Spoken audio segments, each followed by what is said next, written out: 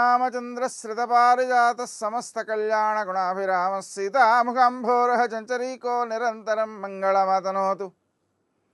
నేటి కాలమాన విశేషాలను గమనిద్దాం. స్వస్తి శ్రీ చాంద్రమా నందననామ సంవత్సరం ఉత్తరాయణం గ్రీష్మ ఋతువు ఆషాఢమాసం శుక్లపక్షం బుధవారం. సూర్యోదయం 5:46 సూర్యాస్తమయం 6:49. తిథి పాడ్యమి రాత్రి 10:03 వరకు. నక్షత్రం ఆర్ద్ర రాత్రి 2:31 వరకు. వర్జం ఉదయం 9:32 నుంచి 11:17 వరకు. దుర్ముహూర్తం ఉదయం 11:51 నుంచి 12:44 వరకు.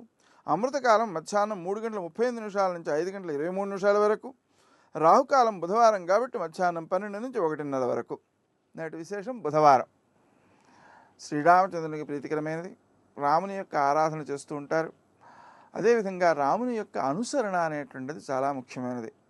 మర్యాద పురుషోత్తమావతారుడు ఆయన.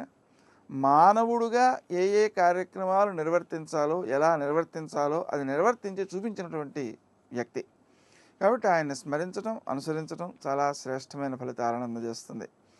ఈరోజు తెల్లవారుజామున కర్కటాయనం జరుగుతోంది. అంటే సాయన కర్కాటక రాశి ప్రవేశం అన్నమాట. సూర్యుడు సాయన కర్కాటక రాశిలో ప్రవేశిస్తున్నాడు.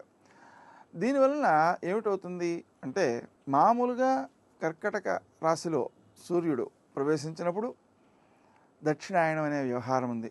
కానీ అయనంలోనే ఇది జరుగుతుందన్నమాట.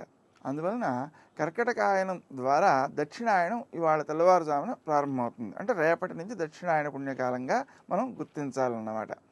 అయితే దీనికి సంబంధించినంత వరకు మనం పుణ్యకాలంగా రేపటి రోజున చేస్తూ ఉంటాం. ఈరోజు తెల్లవారుజామున కాబట్టి ఆ కారణంగా మనం ఆ కార్యక్రమాలన్నీ రేపటి రోజున చేయాల్సి ఉంటుంది. నేటి ఆణిమత్యం.